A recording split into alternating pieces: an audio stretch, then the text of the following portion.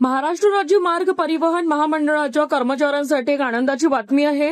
परिवहन मंत्री प्रताप सरनाईक यांनी MSRTC कर्मचाऱ्यांना राज्य सरकारी कर्मचाऱ्यांप्रमाणे गणेशोत्सवापूर्वी पगार मिळावा यासाठी आवश्यक ती कार्यवाही करण्याचे आदेश दिलेले आहेत।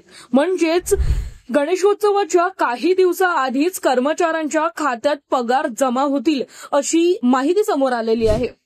या संदर्भात आजच वित्त मंत्रालयाकडे कर्मचाऱ्यांच्या पगाराची फाईल सादर करण्याचे आदेश परिवहन मंत्र्यांनी अधिकाऱ्यांना दिलेले आहेत। तसेच वित्त विभागाशी बोलणी करून पगारासाठी आवश्यक निधी 1 ते 2 दिवसांत हस्तांतरित करण्याची विनंतीही त्यांनी केलेली आहे। जर निधी लवकर मिळाला तर सोमवारी किंवा मंगळवारीच कर्मचाऱ्यांचे पगार त्यांच्या खात्यात जमा होतील अशी शक्यता वर्तवली जाते।